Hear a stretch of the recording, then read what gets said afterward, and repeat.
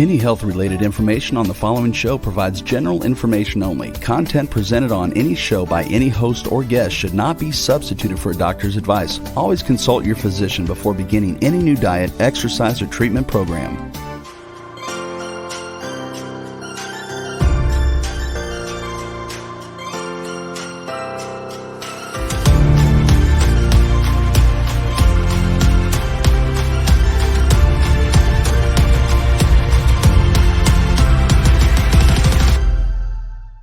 Hey everybody, welcome back to the Namaste Wellness Show, where we talk about all things holistic health for the mind, body, and spirit, for people and pets with a touch of cultural soul.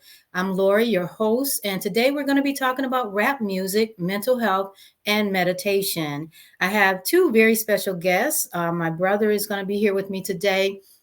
Retired Major William Yates from the Air Force.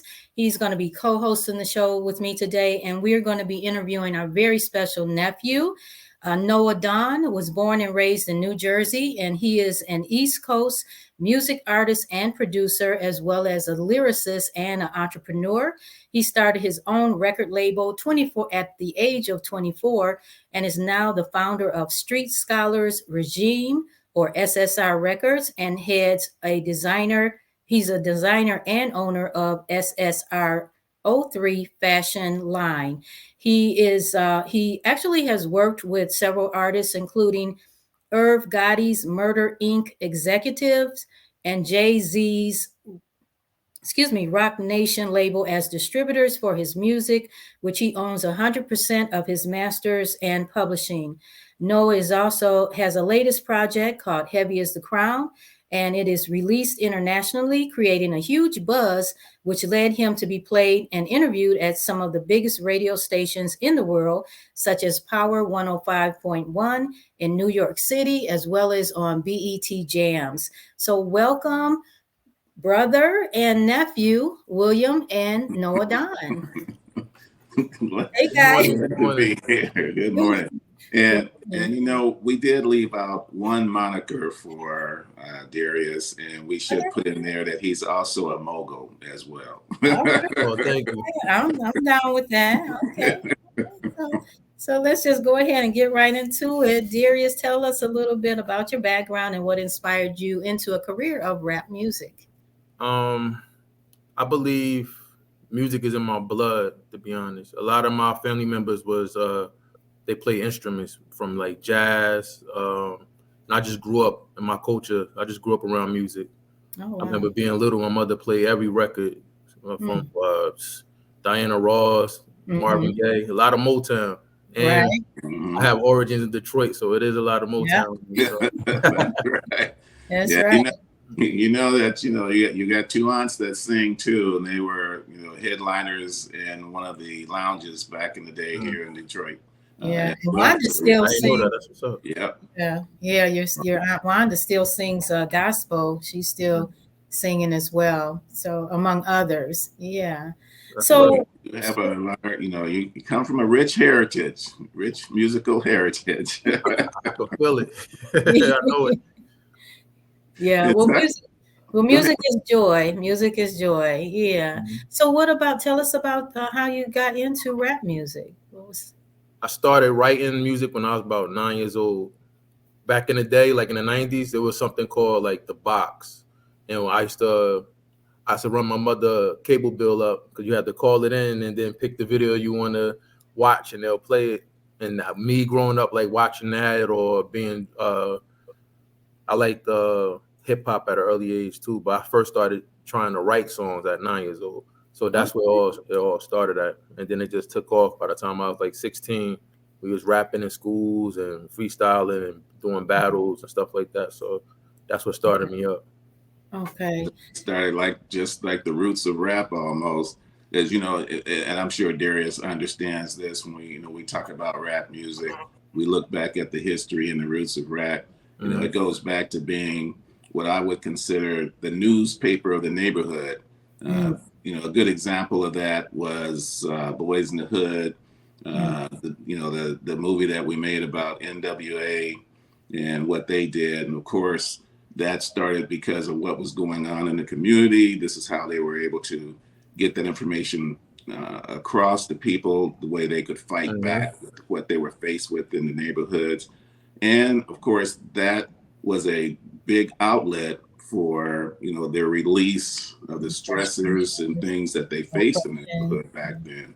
Yeah. But talking about neighborhood rap, tell us a little bit about the differences between East Coast, West Coast. Is there a Detroit style of rap? It's definitely, Detroit got a certain style right now. Like, I know Eminem, we all familiar with Eminem. Like, that's to me, that's how the origin of Detroit might sound. There you go. But nowadays, it's like a special sound that Detroit makes.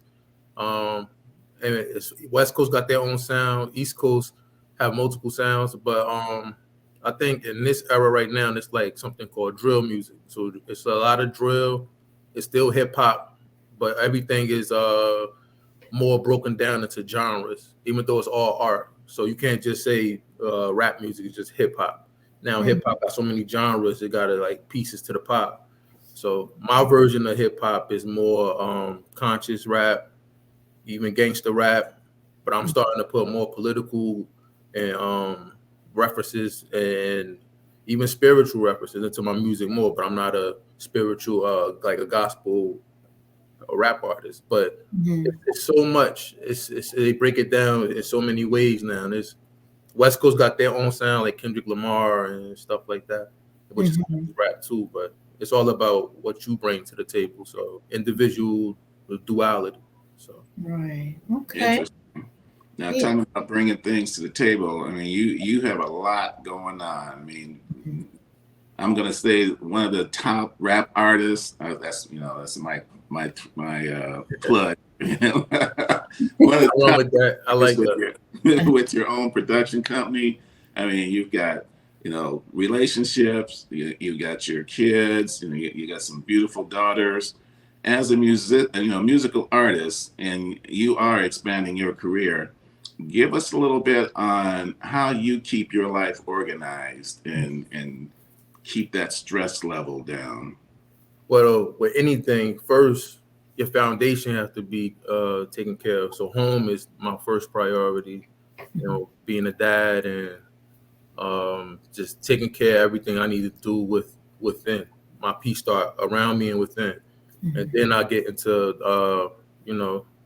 the breadwinners. So music is my first love, but I'm getting more into fashion, even films. So I have SSR Films, which is a film company that do all my music videos, but we also trying to get more into web series or even shows to be pitched on Netflix and stuff like that. So that's the next level. And with the fashion, I'm gonna get more into getting the clothing pushed into other stores and not just my own store. So I'm trying to get more placements even in malls, Macy's and stuff like that. That's the next step. And with the music, that's forever. I mean, I'm only getting older, so I'm looking for more artists to bring in. But right now, I'm gonna keep killing the game how I'm doing it. So yeah. So would you say your music has a message, and what type of message would you say your music has? My music, music. I definitely put messages in the music. I'm trying to reach the culture to uplift and bring awareness to certain things, like Unc said, bring awareness to what's going on in neighborhoods all over, hoods, the streets. But I'm also trying to reach those that's probably misguided to put them on a better path so they could think on a higher level. I like that. I'm trying to, that's what Street Scholar represent. So that's what I built the brand on. Now, as a Street Scholar, your name of your company is interesting, Street Scholar Records. You also, I mean, do you study other types of music? I think we spoke once and you said you play instruments, you perform other types of music. What other types of music do you play? My first instrument I played was in school. I was in a school band at probably 8 or 9 years old. I played clarinet.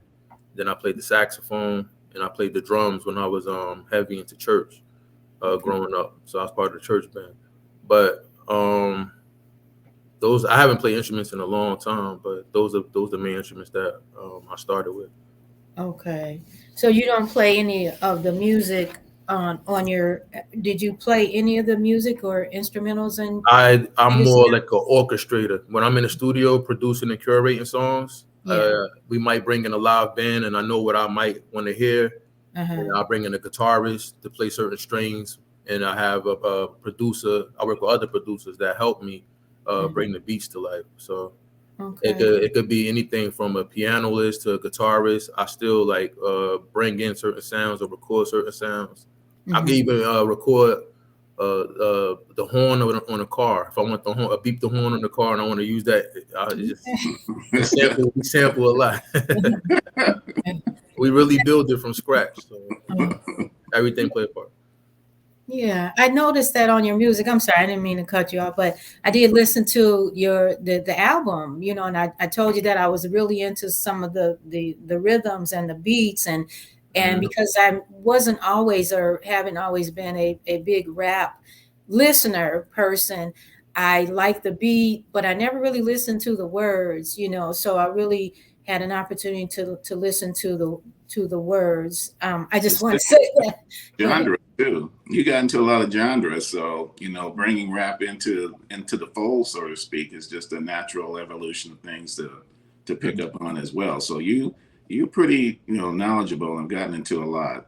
Right. And I think thank you, brother. You're kind of helping me bring that out, the genre, because it's like I heard some jazz in there. I heard some old school soul in there. I heard, so I really like that whole compilation of different types, styles of music, along with your lyrics. You say you're also a lyricist, so you write all of your lyrics, correct? Yeah. And so. I'm big on that. By the way, like, I don't like you're not an artist if you don't write your own stuff. That's how I feel. It's like if you walk into an art gallery, if Unc painted a portrait, but the guy with the bigger name said he did it, he ain't really the artist because Unc painted it. So I can't. You can't say you do what I do if you don't really do it. So I respect artists that really craft their work. So even though it's a business and we have I ghost wrote for a couple artists, they won't let me touch that. But they was bigger than me, but I wrote this stuff.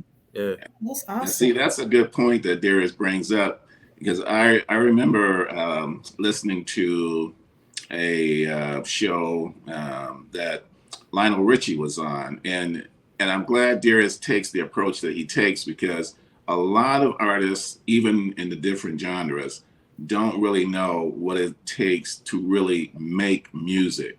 I remember someone approached Lionel Richie and asked him to produce a record for them. They wanted him to produce an album. And they came back an hour later and said, okay, where's the album? And he had to explain to them that writing music is different than sampling pieces of music, bringing it together and say, okay, here's your album. So, so that's a good point that he made. One thing I wanted to ask you, and I know we're talking about music and how it relates or relieves anxiety, stress, things like that. Interestingly enough, I had looked at a study, and we were talking about music. Laura and I were talking about music just last month, and I had looked at a study that the National Institute of Health did, and it showed that 30 minutes of music, or as they call it, music therapy, I guess therapy, really lowers someone's anxiety and stress level. And I don't think people really understand sometimes that music can be a big stress reliever. I mean, for me, for example, gym time is just kind of like downtime for me, but music is a part of that, a big part of that, because while I'm there, just getting time for myself and relaxing and meditating and contemplating things, music is a part of that. Yeah, I mean, I listen to all genres from rap to, the country, but old school rap, I got to go old school Detroit. Old school rap is the thing for me that kind of relaxes me, gets me thinking about, what I might want to do for the day, things like that. But tell us, I'm thinking with writing music as well, that's got to be just really giving you time to get into yourself getting to that relaxed state. There's, release of the endorphins, getting rid of that anxiety. Tell us a little bit about how music, rap music in particular, and when you're getting into your writing and things, how that may affect you and how that might sort of release those anxiety or anxious moments, getting rid of some of that stress. Okay, it's a lot to unfold right there. Music is definitely therapeutic. For me, music is like a therapist. It's like, because I'm in an isolated room and I'm recording. It's silence. I got the headphones on to hear the music, but when the mic is on and the doors is soundproof, it's like you in confession. So like you in there talking what you feel, or you getting stuff off your chest, and the microphone is the therapist, just there to listen as you speak. So when I'm in there releasing whatever was on my mind for the day or the week, you might could hear some songs. My verse might sound more aggressive. So if I felt like I was angry or something, I'm releasing. You'll hear my vocals release in an aggressive manner. Now, if I'm just talking knowledge, you'll hear me talk in a calm state, like I'm laid back on the couch with a therapist and just speaking. Okay. So music is really therapeutic. That's why I named my album "Heavy Is the Crown." So I was laying layers to everything that was on my mental, and how I broke down pieces of songs that was pieces of the man, me being the man. So I don't know. Music, when it comes to me, as far as you said something about writing, you know what is it, synesthesia? You ever heard of synesthesia? I haven't. If I'm pronouncing it right, it's like when you hear sounds, but you see images through the sound, or you see colors in the sound. Okay. So when it comes to me writing, I think I wasn't diagnosed with it, but I'm just diagnosing myself. I might have that. When I hear the music, I can see. I don't know what to say. I mean, I never know what to say. So I got to feel the music, and the music helped me see what I should be saying. So I could kind of see certain words that I could start with words like ostentatious or something, and then I make the words format to rhyme with that. And I don't know, it just comes to me, and I'm just grabbing it out the air like some type of scientist, and I build the verse that way at times, if I'm not trying to just speak on something that I'm trying to get off my chest. So that's how I help build. But it is definitely therapeutic. Interesting. I want to say something about that, because it almost like you described a type of meditation. You got your mind quieted, and you weren't sure of what you were going to say, and then stuff just started coming to you. And I just want to say a little bit about yoga here. I am a yoga teacher, and yoga is thousands of years old. And one of the things that, back in the day, 5,000 or so years ago, they did meditation so that they could receive information, and that was the point of it. So it sounds like you were doing meditation there. You do meditation in the studio. So I want to just bring this up. And mental illness is such a the Surgeon General recently put out a report that mental illness is the #1 health condition in America. And it sounds like, has mental health touched your life? And do you meditate? It sounds, I'm saying it like you do, but do you have a meditation practice? I always, before I go on stage or do a show, I meditate, or I say a prayer, or both. Okay. So that's one way of it, because I feel like when you meditate, you put yourself at oneness with like the universe. So when I meditate, I also visualize. So I have to see what I want to do before I could accomplish it. So if I could see me performing on stage and I know I'm a killer show, I got to see how I visualize how I look, how I'm going to move, what I'm going to say, how the show might go, and then I project what I see. So I take that same method when it comes to writing. Sometimes I don't write physically. I'll freestyle, but it's not a real freestyle. It's premeditated. So I have to hear the beat, sit down, vibe out, I might close my eyes, and then I'm building a verse. It's probably repetitive for sentence, but I'm meditating on it. So meditation is definitely a part of hip hop. Right. Well, I want to say this. I told both of you this example. One of my favorite teachers, she's like a spiritual teacher. She does workshops, and she was doing a workshop one day. I was listening to her podcast, and one of her audience members came and asked a question, and he was like, I meditate way more than 50 Cent. Why am I not more successful? Her response was like, I beg to differ with you, because when 50 Cent is rapping, he's meditating. Mm-hmm. So that just really, that was really awesome to me, because it made a lot of sense. He's in that zone. He's connected. And when life gets really bad on the outside, or let me say it this way first, when people hit rock bottom, the only place to go is up. When life gets bad on the outside, the only place to go is inside. And and I do also want to share this article, how rap music is lifting the stigma of mental illness. This is from an article called Very Well Mind. And I'm just going to read a couple of, let me get my glasses so I can make sure I read it clearly. And it goes like, the messages in hip hop songs are shifting to address mental health concerns. Many popular rap artists are incorporating their experiences with anxiety, depression, and PTSD in their lyrics. Black culture experts believe these messages will help to remove the stigma, brother, what you brought up earlier, from mental health, and encourage more people to seek help for these disorders.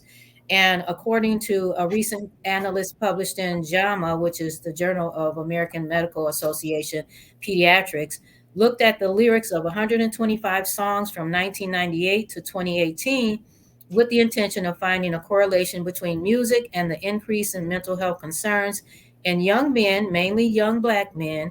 What they found is that many popular songs reference anxiety, depression, stress, suicide, and or use the metaphor to describe mental health. And then it goes on. Researchers found in 1998, 32% of popular songs discuss mental health. In 2018, and in 2018, that number doubled. And then it goes on to review songs from Jay-Z, Eminem, Lil Wayne, relationships, police brutality, environmental concerns, et cetera, et cetera. Yeah. So I think that rap music is really addressing these concerns and allowing more people. In this article, they're basically saying that the lyrics in rap music are now, at this point, as we've evolved in the rap music industry, is really allowing more people to seek out ways to address mental health issues. Mm-hmm. That's true. And you see an uprising that in the culture period right now. I feel like mental health is more discussed. People is eating more clean. I think health and wellness period is on the rise. Like there's something about this time that's uplifting and enlightening people more than ever. A lot of secrets about life is just coming out. That's how I see it. So and of course, being in the age range that I am, I can say we can go back even further. Straight Outta Compton, I think, was a good movie that kind of covered all of that. Everything from the anxieties that we faced as a people in the neighborhood, right on through to mental illness, and even some medical issues that we faced back then. Because, today I think we do better seeking help and talking about the issues that we face. But as we say, back in the day, we as people did not do that very well, particularly Black men. We didn't want to go to the doctor. We didn't want to talk about what bothered us or any type of stress related issues that we were having. But moving that little, bringing that forward to today, tell us something about your project, Heavy as the Crown. That's an interesting title to that album. Yeah. The real phrase was heavy is the head that wears the crown. But I wanted to simplify. I felt that title was too long, so I said heavy is the crown. But the album itself is telling a story. It's telling pieces of a story. But if you hear, I think you pointed out to me, Auntie, when you was listening, you was like, "Oh, I could tell you had a rough relationship or something." One of the songs talked about that. I mean, I had a beautiful relationship, but I wanted to talk about that because I feel like it will resonate with certain men or women that dealt with the same circumstances. I even have a song called "Complicated" when I talk about complicated relationships. Then I have a song called "Father's Crown" when I'm discussing fatherhood. and how I was raised and how I'm the man I am now, raising my children. I have a song called Credits, which is that's when the album's going off. You know, when the movie going off, the credits is showing. But Credits was talking more about how relationships is currency, and money can't buy your way into where certain relationships could credit you to come and sit at a table where you could discuss business with bigger people, or just to be in a special room. You know, the album, as far as my wordplay, I feel like this is probably some of the best verses I ever wrote. My delivery, you could hear the growth. Of course, since I've been recording, I probably first started recording when I was like 20, and I'm now 37. So you could hear the growth in my music. And I feel like Heavy is the Crown is a staple in my discography that's going to get better with time. If people not up on it now, and as they get older, it will resonate with them more. And those that's that can reciprocate it now, it's going to touch them, and it's going to serve a purpose. It's like my doctrine. I even have a song called Ill Doctrine, and like you said, was straight out of Compton, showing what goes on in the hood. Ill Doctrine gave you raw footage in a visual format that if you close your eyes, I was walking you through the hood. You could see these type of things that I was discussing. So I am like a reporter, like you said. Okay.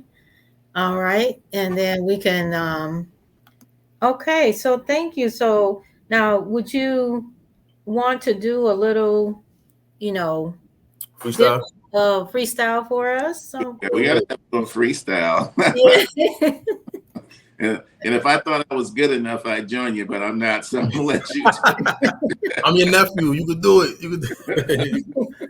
Okay. I don't know. Let me see. We need to set up it. Oh, go ahead. Push start my car sport. Escort my companies. Money clean. Thoughts keen on this black king. Black sea oil. Sea moss. Balls eating clean. God bless my year scene. Not bad for a team who dreams weighed on the triple beam. Stay active without tipping lean. Income keep multi-streams if you talking cream. My name ring like tambourines. Spot jumping like trampolines. SSR stamp looking clean. Killer fashion fleeing murder scenes. But your missus mean, make a tiptoe on marble to gargle me like Listerine. Or you thought I was feeling you? Chestnut checkers. Take the queen, kiss the ring. Dealing with the general of this regime on the rise like mezzanines. Know what GQ and magazines like he wasn't in the trap with magazines. 12 bags of fiends. Gotta keep it clean till PG-13. I'm on my auntie show. What you want me to? All right. Thank you. Well, I wasn't sure, so I think I did. I did click, that the show. I was gonna let. No, you didn't need. What's the 5-second button that they always push? Right. Well, hey, we could have made it all a family show.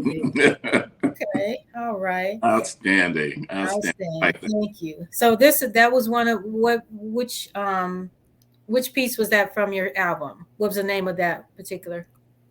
This one not on my album. Oh, okay. Oh, give us it debuted fresh on your show. They gotta only watch this show to hear that one. Okay, so you heard it here first. This is the new album coming out, and it'll be out on sale in 6 months. Okay. Well, did you want to? I mean, is it okay to ask? Can you do? Is it okay to do a little bit from Heavy Is the Crown? Like a verse? Like a little verse or two. Well, let me see. Maybe do the Heavy Is the Crown. Let me see. A little taste. These gems in my bar spotted by lifers. Heavy used to sell on blocks. I ain't talking Rikers. Everybody rap now, but ain't talking like us. I turn the chalk at vigils. We like the lighters. You nothing like IG. If I tap her twice, I got a heart. You ain't gotta like us. I wear the brand and make the brand. You ain't gotta like us. If Jesus hears like woo, God looking like us. My covenant be the regime, covering night scenes, mask on like COVID-19. The right team, die for my what the mic seems, make the nuclear route like inching the button, Benjamin Button. I'm still feeling 19, descendants of dead presidents filled in my genes. Got no time to chase her, fulfilling my dreams like Lil Snoop Soul. Loopholes, do numbers like Sudoku. 21 guns to shoot, how we salute woes. Whoa.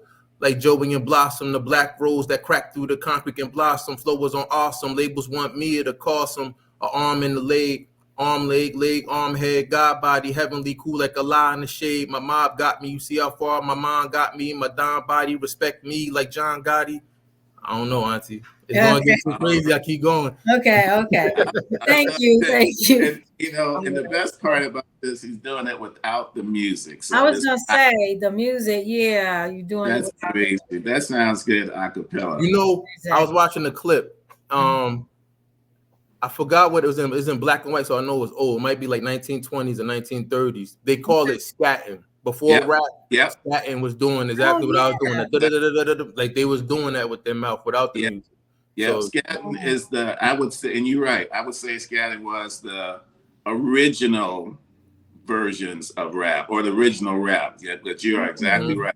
And that came out a little bit out of the jazz genre too, when they decided to turn that around a little bit on its head, so to speak. So scatting was, you could call it the original rap. I play some of those clips and I study scatting to pick a flow. So when I go like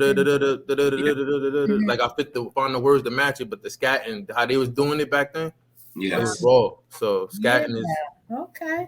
So with that being said, who were some of your influencers or your who do you admire in the industry? Who influenced you? My favorite, like rap wise or just music? Both. My favorite singer is Barry White and Marvin Gaye. Okay. My favorite rapper probably Jay-Z and Nas and Rakim. So, but I listen to everything. Like I could play Sade, and that'll motivate me to go write a song. But I'm rapping. I could go even Nirvana. I listen to rock. Like I listen to it all. Okay. If I feel like I'm gonna the song Ill Doctrine on my album, I was listening to Slick Rick children's story. And that made me want to go make a story. So I did it in my way. So okay. You gotta we were just watching Rick James biography of him. It was awesome. You gotta check that out. Crazy. I like Rick James. He was awesome. Wait, they made a Rick James movie? Well, about biography. Oh, okay. Yeah, I'm not sure. I think it was on YouTube. I'm not sure. My husband Sheldon pulled it up. I'm sorry. Okay. Yeah, check that one out. Who are your favorite rap artists, brother? Who you like besides me? Yeah. Darius. My favorite is Darius. Yeah. Darius, I'm sorry, Noah Dawn. He done blew out all the ones I could think about. But you know, I'm gonna say you remind me like Big Daddy Kane. Let's see. Well, you know who the original artists were, and their story is kind of interesting in and of itself. Sugar Hill Gang, because they kind of broke that over. But Big Daddy Kane, I mean Tupac, and I'll tell you, Biggie is who you kind of remind me of, because he can he can just come up off top of his head and Biggie my favorite. Yeah, he can put together a story, and that's that flow that I see when I watch you do it. That's real. I appreciate that. Some of mine, Furious 5. I mean, we can go back to some of the artists of the day. Auntie, you said you don't listen to rap. When you do listen to rap, I know one song by Biggie Small. They play it where I work at. They play all of that, and I probably just started listening to it. It's one song that I like by him. I do like LL Cool J, and I like Will Smith. I like, because I like his Summertime, I think Will Smith got the biggest record ever. What's that? Will Smith got the biggest record ever. Summertime is like, Summertime going to be here for like 200 years or more. Yeah. They ain't going nowhere. Right. And I like Snoop. I heard a little Snoop. I had a client. I would go to a client and he would play all this rap music and I would hear a little bit of that. But just to play it on my own or to buy a song, like I said, you were the first artist whose rap song I bought, or album. So who else? I love Ja Rule, and I tell you why. I love his voice. you Yeah, know, he different. his Got sound. that, got that island sound. Yeah. What would But, I be without you? yeah. Yeah. Yeah. That So raspiness. those are some of my, I have to, give a shout out for them. And so let's talk a little bit about your clothing line now. You got a whole clothing line, designer and all that. The clothes started as merch. So when I was doing shows, I was making just put my album covers or lyrics from lyrics that would stand out. I'll put it on clothes and I should sell it like that at my shows. And then it became bigger. People wanted it more, so I always had a passion for designing. So I actually have books from when I was in the 10th grade, 9th grade. My mother bought me a sketchbook and I put the dates on all my designs. A lot of my designs 10, 15 years later was coming out that I was drawing in high school. So I knew I must have been ahead. I had like a fashion sense that was ahead of the times, but I never put it out. So now, not now, but like probably 8 years ago, I started actually getting my clothes custom made before I started making it. I make all the clothes by hand, by the way. You make the clothes? Yeah. What? Yeah, so I make them all by hand. But if a store orders so many, I'll send my one prototype I made out to manufacturers to get it made from like Korea, Pakistan, wherever my distributor's coming from, and then they'll send it back and I'll send it to the store after I do my quality checks. Who did you learn? Did your mom teach you how to sew or what? How did you? My mother, she helps me sew sometimes though. But I would get I'll send my measurements and stuff out and the pieces that come in, but I'll put the logos and I'll cut them in certain styles and do that part. So I'll like this piece I got on, if you could see it. Yeah. I got this by itself from the vendor after it was made, but all the stuff that's on it, all this stuff I made. And then if you see my pant leg, I made all that too. So it's actually just stand up and model for us a little bit and check you out. I like that. Yeah. Yeah. Yeah, I made all of this. Okay, see, I gotta order my sweats from Darius. I know, right? So where did I'm going to Nike. Shoot, I gotta quit that. I'm coming back. Especially you making black owned. Phil Knight's already rich. Come to black owned businesses. That's right. Right. Yeah, I'm definitely gonna have to order something. Yeah, and you make. I want to actually help you. I want to make something for your show, Auntie. Like I help you with your merch that you want on the show that you could wear and put out for sale. I think that'll help with the promotion too. Okay, I appreciate that. Yeah. And now we are close. If you want to just do a shout out for the listeners only, because we may, have listeners, we do have viewers, and we're scrolling the information on the screen. But if you want to share your website address, your, whatever your media handles are for our listeners. On Instagram, you can follow me at Noah. That's NOAE_DON. On Facebook, Noah Don. On Twitter, I am Noah. That's IAMNOAE, one word. The clothes is SSRO3.com. Heavy is the Crown is out. Give it to him one more time. SSRO3.com is the clothing store. You could check it out. Every week we got new pieces, so check it out frequently. Heavy is the Crown album out now. My new video, No More, is out now too. And we about to do the next video, which is a song off Heavy is the Crown, the manual. So you can look out for that video coming soon. Auntie, I'm about to get into wellness drinks. That's our next venture, my venture with a couple of my partners. I don't want to say too much, but it's going to be like it's going to have sea moss and black sea oil already in the drink. I love sea moss. So it's a lot of different flavors. It's going to be they're going to come out seasonal. So we're going to have summer drinks that only comes in the summer. The winter drinks come out in the winter, and that's like the catch. When you got to catch these drinks when they out until it's like probably 2 years later it'll be out everywhere. But we're going to do it seasonal. But it's what are some of the benefits? Oh, I'm sorry. Go ahead, brother. No, I was going to say, how do you you be able to order these? How do you get to them on the website or? Oh yeah, they will be out. That's going to be a whole different website though. Okay. When that launches, I'm follow me on Instagram for all these updates. So you definitely be kept up to par. All right, I'm gonna have to get an Instagram account now. I mean, I'm gonna Yeah, me too. Business, yeah, definitely for get business. all into the social media now. Right. Okay. So Now, so what Darius, I'm going to interrupt just for a second because I'm going to bring your site up so we can talk about it. I mean, I can comment on it. It's sso.com. Is that right? Yeah, SSR Oh, zero SSR. zero and like the number 0 number 3.com. Okay, ssr03.com. Mm-hmm. okay. Auntie, you big on numbers? You know about Numerology. Yeah, we what talked the about threes that. is and stuff. Oh, yeah. That's why. Yeah. That's That's what I was why going to picked up. ask you. What was your if you know about numerology, that's where you take your birthday and you add it up and it Mhm.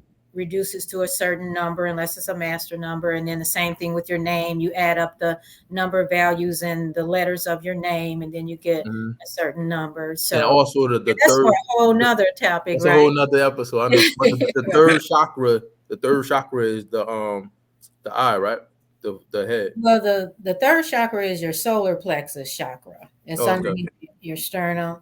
You're talking about the brow chakra. Yeah, That I thought is that was the third chakra. that's the sixth chakra. Okay. I'm sorry. The root is 1. The sacrum is 2. The solar plexus 3. The heart is 4. The throat is 5, and the brow is 6. And then Okay, 6. yeah. Mhm. So, but what were you going to say? Because I was going to ask you about the reference to the 03. Is Now that the 03, threes is the trifecta, and Mhm. threes is where the company started. So it's supposed to be Street Scholar Regime since 2003. So Oh, okay. 2003 is where everything started. That's when I started rapping. That's when I started designing. So everything was established. It wasn't out, but it was established in 2003. So Right. that's why I run with 03. Okay. And that's kind of interesting because 3 was, this is kind of going back a little bit, going into Africa, which everybody has to acknowledge is the cradle of life nowadays. Mm. Our Egyptian ancestors, the number 3 had some significance. To the pyramids? Yes. Okay. Well, sort of Tree. religious significance, and I need to look that Trinity. in. That's deep. I believe it. Yeah. Well, the Trinity, if the Father, Son, Holy Spirit. If you're a Christian, we say Father, Son, Holy Spirit. Right.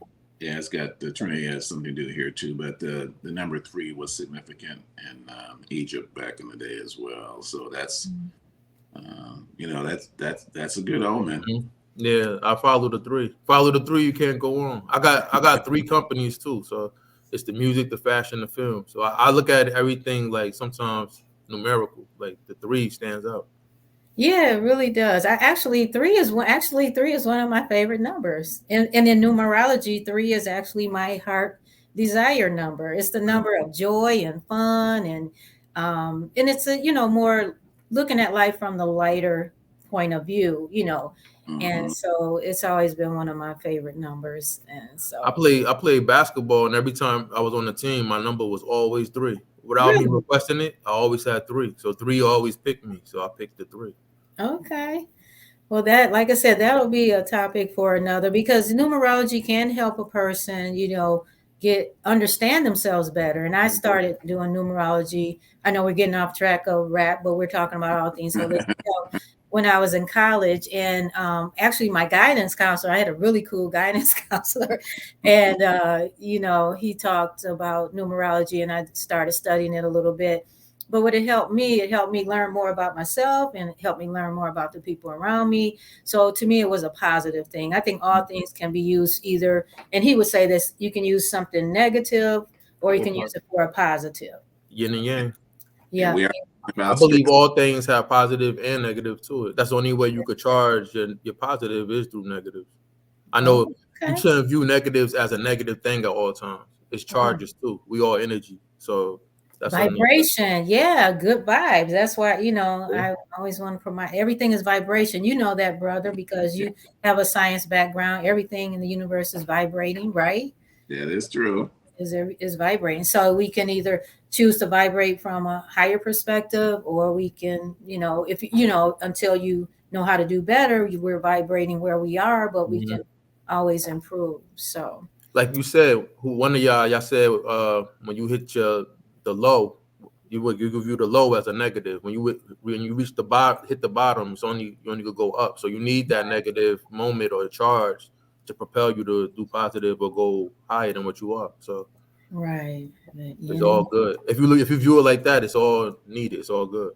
Yeah, well, you're right. It is needed. You have to have the bad in order to appreciate the good. Good, right. Have the low moments in life to appreciate when you have your high moments. And those, as you said, will be your motivators. Because I have a little saying that, when you get sick and tired of being sick and tired, you'll make a change. That's real. Oh, you're a rapper. That's a bar. Yeah, there you go. I'm ready. Yeah. I'm ready. You ready? I'm coming to get in the studio now. I know, right? I'm gonna have to write mine out though. Your rap name, Big William. Big Willie. That's right. Big Will. Oh, wait a minute. Is that one taken already? Is that Will? Okay. Big Will. We say Big Willie. I'm gonna take that one. Are you gonna say Big Billy? No. Oh, Big Billy, I like that. Billy Goat. Okay, or Big Will. I mean, you can switch it around. Well, I'm just so excited to have both of you on the show today. I think we've shared a lot about rap music and how it can be a positive and how it can be a part of inspiring people. So, and I'm really excited to have a nephew who is rapping and is inspired from a mind-body perspective. And I'm really going to look forward to all of the new things coming up for you. Sounds like your newest adventure are going to be health drinks. So do either of you want to share a few last words before we finish our show? Well, I'll go first. I got to let my nephew know I am really, really proud of you. And you have done a lot, come a long way.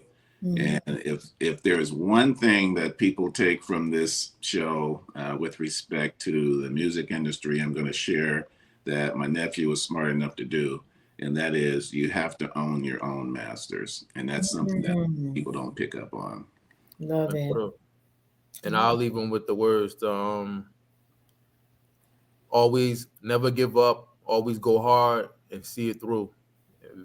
Envision it, put action behind your faith, and then execute. You're always going to be great in whatever you choose.